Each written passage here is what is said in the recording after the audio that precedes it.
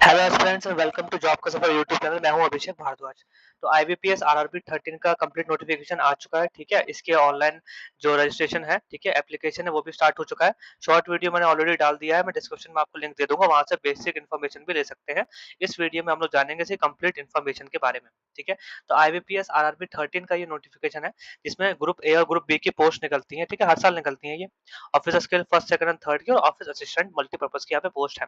ये दो वेबसाइट दी गई हैं, www.ibps.in और एक ये दी गई है। दोनों ही वेबसाइट में आपको डिस्क्रिप्शन दे दूंगा, जहाँ पे जाके आप अप्लाई कर सकते हैं। ठीक है, तो स्टार्ट करते हैं। देखो, सबसे पहले बात करते हैं इंपॉर्टेंट डेट की। तो 7 जून 2024 से लेकर के 27 जून 2024 तक आप इस एप्लीकेशन को फिल कर सकते हैं। और इसी डेट में आपको जो है इसका क्या करना है, पेमेंट भी कर देनी है। पेमेंट आपकी ऑनलाइन ही होगी, इसमें कुछ भी ऑफलाइन नहीं होता है। ठीक है, इसके अलावा अगर हम बात करते हैं इसके एडमिट कार्ड की, तो जुलाई या अगस्त में इसका एडमिट कार्ड आपको मिल जाएगा।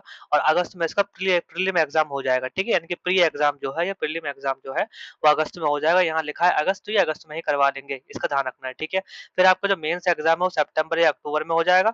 और आप ये मान के चलिए कि इंटरव्यू इन पोस्ट के लिए है। ठीक है, अगर आपने इन पोस्ट में नहीं भरा है, तो आप ये मान के चलिए कि प्री और मेंस के हिसाब से ही आपका जनवरी 2025 में सिलेक्शन हो जाएगा हर पोस्ट के लिए। यानी कि अगले साल के 25 अगले साल 2025 के जनवरी में आपके पास एक गवर्नमेंट जॉब यहाँ पे होने वाली है। ठीक है, बहुत अच्छी जॉब है ये आईबीपीएस की। चलो, अब हम स्टार्ट करते हैं। इसके सारे के सारे एलिजिबिलिटी क्राइटेरिया के बारे में हम लोग जानेंगे और पढ़ेंगे।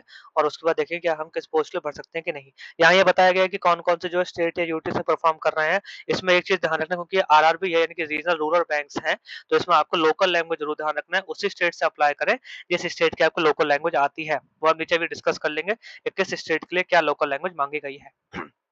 सबसे पहले हम स्टार्टिंग करते हैं और देखते हैं यहाँ पर सिटीजनशिप की। तो अगर आप इंडिया से बिलोंग करते हैं तो आप इसको जो है आराम से भर सकते हैं।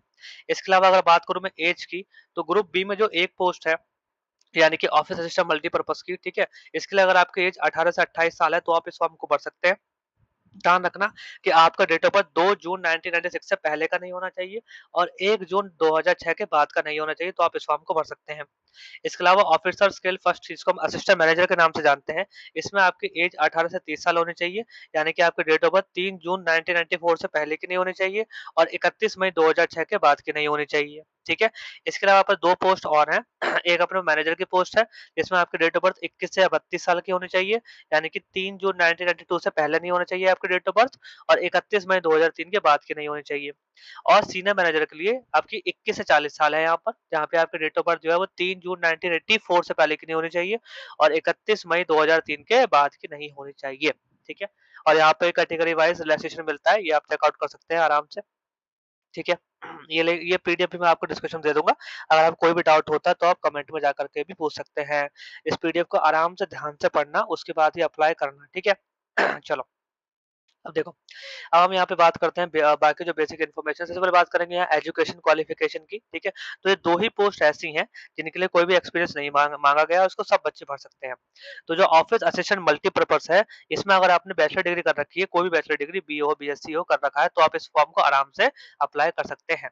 बस ध्यान रखनी है दो बातें। एक बात ये है कि आपको आगे लैंग्वेज जो है उसका ध्यान रखना, लोकल लैंग्वेज का, कि आपके जो भी स्टेट है उसी स्टेट से अप्लाई करें जहाँ की लोकल लैंग्वेज आपको आती है, क्योंकि उसका भी एक छोटा सा टेस्ट होता है। ठीक है, डिजायरेबल में लिखा गया वर्किंग नॉलेज ऑफ कंप्यूटर। अगर आपके पास कंप्यूटर की नॉलेज है तो आप इसको भर सकते हैं। सिंपल वर्ड में, अगर बैचलर डिग्री है और आपको वहाँ की लैंग्वेज आती है तो आप इस फॉर्म को भर सकते हैं। और वही क्राइटेरिया ऑफिस असिस्टेंट यानी कि असिस्टेंट मैनेजर वाले के लिए भी है यहाँ पर। ठीक है, इस वाले के लिए सेम है, बैचलर डिग्री होनी चाहिए और आपको लोकल लैंग्वेज की नॉलेज होनी चाहिए और डिजायरेबल नॉलेज होनी चाहिए कंप्यूटर की भी। ये बीच में जो ये बताई गई डिग्रियां, ये अगर आपके पास है इनमें से कोई डिग्री, तो आपको प्रेफरेंस मिलेगा। प्रेफरेंस का मतलब ये नहीं है कि आपको जॉब मिल जाएगी, इसका मतलब ये है कि अगर आपको जो है अच्छे मार्क्स लेकर के आएंगे तो आपको पहले रखा जाएगा जॉब देने के लिए। इसके अलावा जो बाकी दो पोस्ट है, इसमें भी जो है आप अप्लाई कर सकते हैं, बट इसमें जो है यहाँ पे एक्सपीरियंस मांगा गया है। ठीक है, तो इसको मैं यहाँ नहीं बताऊंगा। ठीक है, हम मेनली इन दो पोस्ट के बारे में बात करेंगे। इन पोस्ट के लिए भी आप आराम से यहाँ पढ़ सकते हैं, पीडीएफ का मैं आपको दे दूंगा डिस्क्रिप्शन में। ठीक है, अगर आपको इसमें भी कोई डाउट है तो भी आप जाकर लो उसमें पूछ सकते हैं कमेंट में। ठीक है, चलो, अब हम बात करते हैं यहाँ पे फीस की। तो 7 जून 2024 लेकर 27 जून तक ही आपको फीस का भी भरना है। पूरा क्राइटेरिया यहाँ पे ऑनलाइन है, लिंक डिस्क्रिप्शन में मिल जाएगा। जनरल वालों के लिए 850 यहाँ पर फीस है प्लस जीएसटी। इसके अलावा एससी एसटी और पीडब्ल्यूडी वालों के लिए जो है 175 रुपीज यहाँ पर फीस है प्लस जीएसटी। सेम ही फीस जो ऑफिस असिस्टेंट वालों के लिए भी है, 850 एंड 175। ठीक है, तो यही आपका एज का यहाँ पे यही आपकी फीस का क्राइटेरिया है। अब हम बात करेंगे यहाँ पे एग्जाम की, ठीक है। तो यहाँ सबसे पहले प्रीलिम होने वाला है आपका ऑफिस असिस्टेंट मल्टीपर्पज के लिए। आपके 2 ही सब्जेक्ट आएंगे, एक रीजनिंग और एक मैथ्स। दोनों में 40-40 क्वेश्चंस होंगे, 40-40 मार्क्स के, यानी कि टोटल 80 क्वेश्चंस होने वाले हैं आपके, और 80 मार्क्स के। और आपको कंपोजिट टाइम मिलेगा 45 मिनट का, यानी कि 45 मिनट्स में आपको ये 80 क्वेश्चन सॉल्व करने हैं, ठीक है। ऑफिसर स्किल फर्स्ट के लिए भी सेम है, रीजनिंग और मैथ्स, क्योंकि हम इन्हीं दो पोस्ट के लिए मेन बात कर रहे हैं। 40-40 क्वेश्चंस होंगे, 40-40 मार्क्स के, तो 80 क्वेश्चंस आपको 45 मिनट में सॉल्व करने होंगे। तो आप इसका प्रीलिम क्लियर कर जाओगे, जो भी कट ऑफ आती है उसके अकॉर्डिंग, ठीक है। चलो, मेंस की बात करते हैं पहले ऑफिस असिस्टेंट वालों के लिए। तो मेंस वाले में आपको रीजनिंग करनी है, कंप्यूटर करना है, जीए करना है, यानी कि जनरल अवेयरनेस करना है, इंग्लिश या हिंदी दोनों में से कोई आप एक लैंग्वेज चुन सकते हैं, और न्यूमेरिकल एबिलिटी करना है। इन 5 सब्जेक्ट के थ्रू आपका यहाँ पे सिलेक्शन होने वाला है। सबके जो है 40-40 क्वेश्चन होने वाले हैं, ठीक है। मार्क्स अलग-अलग हैं। रीजनिंग के लिए आपको 40 क्वेश्चन के लिए 50 मार्क्स मिलेंगे, कंप्यूटर के लिए आपको सिर्फ 20 मार्क्स मिलेंगे, ठीक है। जनरल अवेयरनेस के लिए 40 के 40 मार्क्स मिलेंगे आपको। सिमिलरली इंग्लिश या हिंदी अगर आप दोनों में से कोई भी चुनते हैं, उसमें 40 में से 40, और मैथ्स में आपके 40 में से 50 मिलेंगे। यानी कि रीजनिंग और मैथ्स के सबसे ज़्यादा मार्क्स हैं, और कंप्यूटर के यहाँ सबसे कम मार्क्स हैं। तो 200 क्वेश्चंस आपको सॉल्व करने हैं 200 मार्क्स के लिए, और टोटल आपको 2 आवर्स का यहाँ पे टाइम दिया जाएगा, ठीक है, ध्यान रखना है इसका।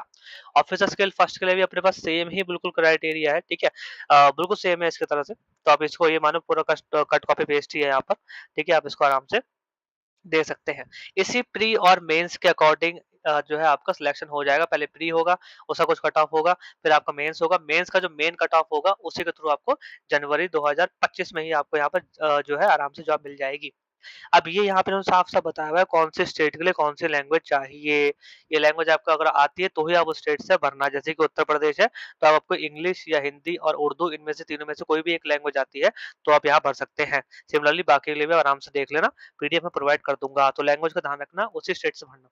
ये जो बाकी के पोस्ट हैं जिनके लिए जो है कुछ ना कुछ एक्सपीरियंस माँगा गया है, वो आप आराम से चेकआउट कर लेना, वो नहीं बताऊँगा मैं, ठीक है। उसको जो है आप कमेंट बॉक्स में पूछ सकते हैं अगर कोई डाउट होता है तो।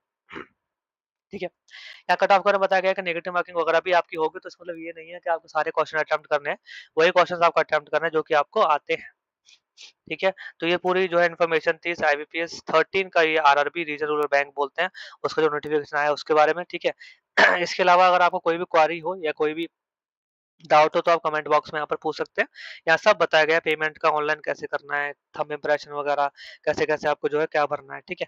तो इसको आप ध्यान से पढ़ लीजिएगा। अगेन बोल रहा हूँ, कुछ समझ में नहीं आता तो कमेंट बॉक्स में आप इसको आराम से पूछ सकते हैं। सब बताया गया है, कौन से बैंक में कितने आपके पोस्ट हैं, ठीक है? किस जगह पे कितनी पोस्ट है, ये सब यहाँ पर बताया गया है। ठीक है? तो ये थी पूरी जानकारी आईबीपीएस आरआरबी वाले 13th की, ठीक है? यहाँ एग्ज़ाम सेंटर भी बताए गए हैं, एग्ज़ाम सेंटर ऑल इंडिया रहेगा आपका, ध्यान रखना है आपको, ठीक है?